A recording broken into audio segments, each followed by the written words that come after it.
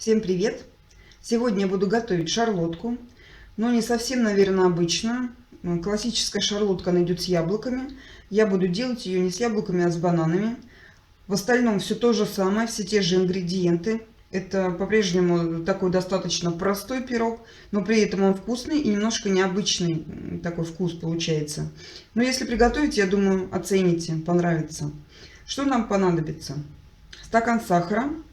Я беру 5 яиц, потому что они у меня очень мелкие. Если обычный размер яиц будет, то это 4 штучки. 3 банана, но это по желанию, можно и 2 взять. Разрыхлитель и мука примерно 200-250 грамм.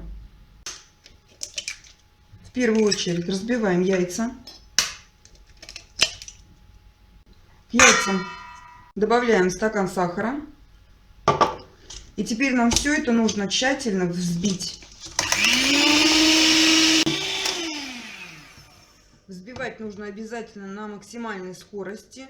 И вот, как видите, вот до такого состояния. То есть у меня ушло примерно минут 5. Масса должна увеличиться где-то в 2-3 раза в объеме.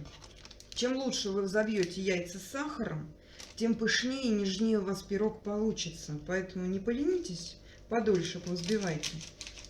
Теперь разрыхлитель добавляем в муку. Где-то чайная ложечка, может быть, с бугорком. Можно взять вместо разрыхлителя пол чайной ложки соды. Тоже хорошо подходит. Немножко перемешиваем и просеиваем. И еще перемешиваем.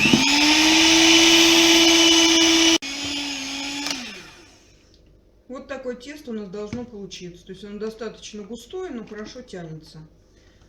Теперь мы будем заниматься бананчиками. Бананы нам нужно нарезать тонкими долечками, буквально 2-3 миллиметра. Теперь готовим форму. Смазываем ее растительным маслом. Можно и сливочное, если любите. И бортики хорошо высоко промазываем.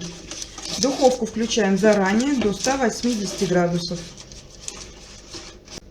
Теперь выливаем тесто сюда в форму, но не все, а примерно половину. Может быть, даже чуть-чуть поменьше.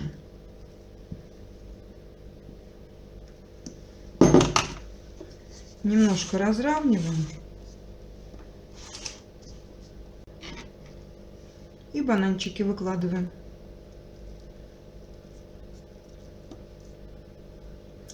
Бананы можно достаточно произвольно выкладывать, потому что они потом все равно опустятся немножко на донышко. Так ровненько уже не будут в самом пироге, как мы сейчас их укладываем. Поэтому не переживайте, кидайте так. И теперь вторым слоем выливаем тесто сверху бананчиков.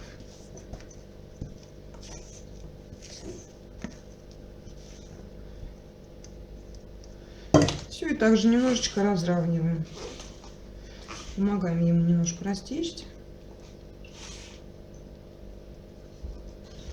Теперь готовый пирог отправляем в духовку. Готовится он примерно, наверное, полчаса. Здесь достаточно за ним посматривать, просто когда шапочка зазолотится, значит готов. Можно будет доставать. И обязательно полчаса, пока будет готовиться, не открывайте дверку. Ну хотя бы первые 20 минут. Потому что тесто бисквитное может упасть, и у вас будет пирог такой достаточно плоский. Все, ставим. Пирог у нас готов. Его нужно проверить вот зубочисткой или деревянной палочкой. Теста нету, значит все хорошо у нас пропеклось. И вот посмотрите, такая шапочка получается. Вот он должен немножечко постоять, эта шапочка, она чуть-чуть опустится. Его желательно сразу не резать, а дать ему немножко отдохнуть. Пирог у нас практически остыл. Еще немножечко тепленький, но я уже буду доставать.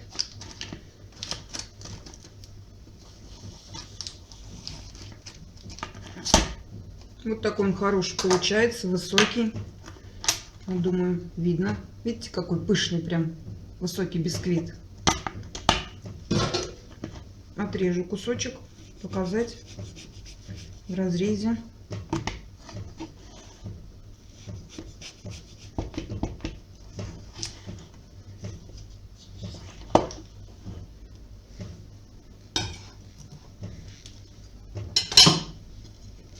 Ну вот, я думаю, понятно. Вот такой мягкий, он прям воздушный, очень нежный.